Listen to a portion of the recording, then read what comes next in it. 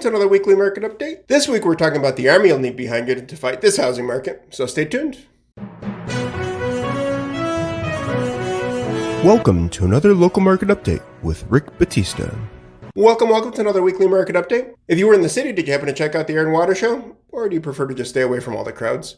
This week I'm going to bring you the most recent data for Chicago's housing market, and as a bonus, I'll share with you some tips and tricks regarding the key players in your next real estate transaction.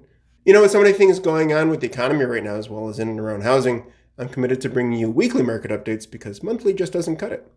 Before we get started, I want to let you know that this video discusses both national and local data. The local data we'll share in just a bit is for Chicago proper, the 77 areas, and although we do service all of Chicagoland, including the Burbs, later in this video we're only going to dive into the city's data. So let's get started with a fun fact, and we'll share some other info and insights with you before covering the city's numbers. Fun facts, market time. Seller profit margins are up nationwide following 3 quarterly declines, according to Adams' Q2 2023 U.S. home sales report. Typical profit margins on median price single-family and condo sales climbed to 47.7% in the second quarter of 2023, up from 43.9% the previous quarter, representing the first increase in a year.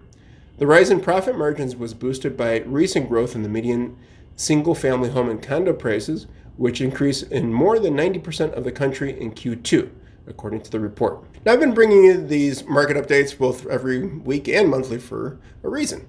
Yes, I have to admit, I do love all the fame and recognition. We're up to 100 subscribers now on YouTube, and I'll tell you, it's getting really hard to walk past a mirror without getting recognized. But besides all that, I started with these market updates because I felt, although I already knew quite a bit, I wanted to know even more. And what better way to learn than together? I do the research and I share with you what I found. I also share my insights and experience with you, and a few jokes here and there along the way. And one thing I've realized is that real estate, like the game of life, is a chessboard. To my fellow realtors out there, and to the lenders who we work so closely with, if you're not planning a few moves ahead, you're bound to lose the game for your clients. And if you don't even know the board, please don't even start to play this game. We owe it to our clients and to our industries to have the knowledge to protect our clients from start to finish and far beyond the moments keys are exchanged. When you're in the process of buying, you have a team there to support you. You want to make sure each member of that team knows their industry and what's happening within their industry both today and what's expected down the line. First team member, your realtor, like yours truly. We are the boots on the ground. We're here to listen to your needs, wants, desires, and goals. Oftentimes, we're even here to listen to your woes, stresses, concerns, questions, and everything under the sun. Everyone you choose to work with on a sales transaction should be looking out for your best interest. Not the fame or glory or even the commission your sale is going to bring us. Those are simply byproducts of the service we're committed to provide you. Your realtor is a facilitator, a broker, a friend, your number one fan, your confidant. We're here to strap on the helmet and gear, pass you the ball, and knock the shit out of anything that comes your way, all so you can get into the end zone. We're here to put on that armor and pick up that sword and make sure you're ready to not only storm the castle, but capture it. What's my point? Make sure you're working with a realtor who knows the market, both locally and nationally. We may not be an expert in home inspections or lending or the law, but we best be an expert when it comes to real estate and housing. You want a lender who knows the ins and outs of the mortgage industry.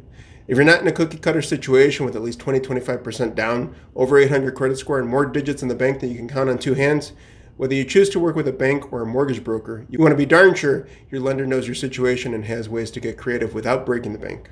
Your attorney. Folks, they all don't belong at the bottom of the ocean like that old joke goes. There are plenty of wonderful attorneys out there. You want someone on your side who knows real estate law. And if you're in a sticky, complicated, or involved situation, you want your attorney to be well-versed in the same. Divorce, an estate sale, foreclosure, pre-foreclosure, short sale, tax liens, etc., etc., etc. When interviewing attorneys, be upfront and honest with your situation. The more they know, the better they can serve you, and more importantly, the more they can protect you legally. Your home inspector. Some inspectors were general contractors, worked or still work in the construction industry and or some sort of trade. They decided to take extensive coursework to get their certification and or license. With that said, as with many things in life, experience wins over education almost always. And what you want is an inspector with a great deal of experience. If you have an older or unique property, you want to work with someone who has a great deal of experience in fill in the blank. 100-plus-year-old Chicago home, a home located in a suburb known to have really goofy building codes or restrictions. You get my point, right? The great thing is, a solid realtor, like yours truly, has worked with plenty of lenders, attorneys, and inspectors. And guess what? I would never refer you to someone that I didn't feel was right for the job ahead. And I'm a bit of a traditionalist, where I still offer at least 3 names in each category for a specific reason. but I can certainly refer more and or share experiences and answer any questions you have regarding those names on my short list. And what's my point in saying all this? This is a unique and challenging market. For my buyers out there, I feel the two most crucial roles up front are realtor and lender. Why? Because you want to be surrounded by the greatest amount of knowledge and experience. Is what you're looking for in a home practical, based on your budget, goals, and timeline? How are we going to approach the negotiation process? Well, so much of that starts with your pre-approval letter. What can your lender do for you? Have they looked through all of your financials and documentation?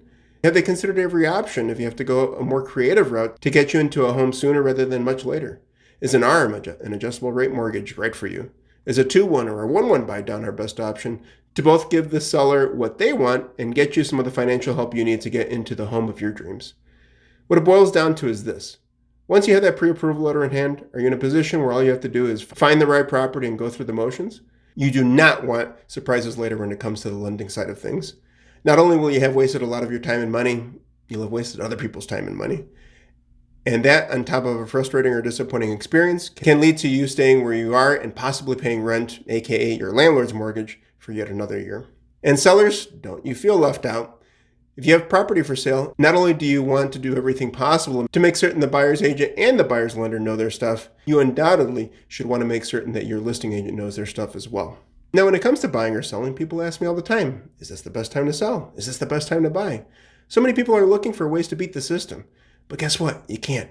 The system was not set up to be beat. The system was set up to be played. So many people are looking for the deal of the century. Do you know where you can find it? In another century. It comes down to this.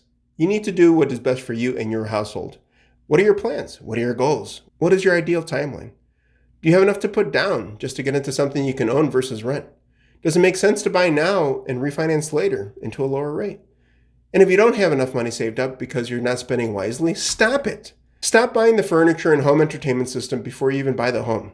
Because in the end, the only thing you'll be able to afford is a 200 square foot studio, and it'll be a little hard to get that king size bed and 80-inch screen to fit just right.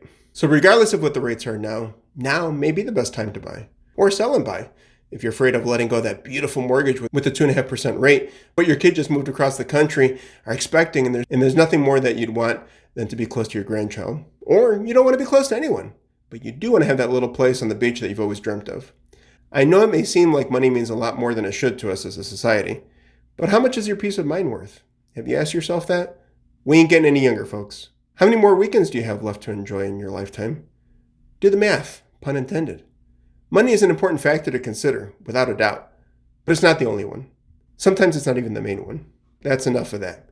Now, it's time to wake up for the moment you've been waiting for. This information and data is provided by the Chicago Association of Realtors, covering the week ending August 12th and is current as of August 21st. From fun facts, we go to quick facts, and we're looking at year-over-year changes in residential activity for the city of Chicago. Detached single-family homes, new listings down by 14.8% year over year, and attached down by 13%. Under contract, both the categories are positive, but certainly not as high as we'd like. Detached up by 2.5%, attached up by 4.5% year over year. Homes for sale, we need more inventory, if I haven't said that in any recent videos. Detached down by 30.9% and attached down by 34.6% year over year. Breaking those numbers down a little bit more. New listings, we wrapped up the week of August 12th with 340 single-family detached homes hitting the market. 3-month average of 348, down by 24.5% year over year.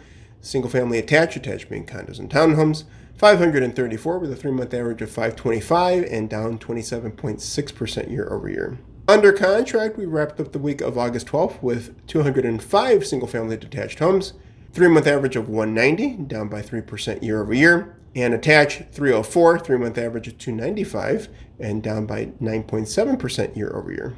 Inventory of homes for sale, we wrapped up the week of August 12th with 2,170 single-family detached homes, 3-month average of 2,236, down by 17.8% year over year, and single-family attached 3,333, play the lotto, 3-month average of 3,375, down by 32.7% year over year.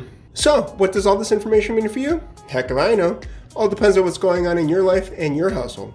Let's start a conversation and see how we can help you make the most informed decisions. If you like copies of any of the reports or slides we shared with you today, feel free to reach out. You can call, text, or email. My contact info is below. And remember, love and money may come and go, but time is something we never get back, so I appreciate and thank you for spending some of your time here with me today. If you want to stay on top of the market with us, be sure to like, subscribe, and hit that notification bell. And think of one person who might be able to benefit from this information, and then be sure to share it with them. As always, take care of yourselves and each other, and I'll catch you next time.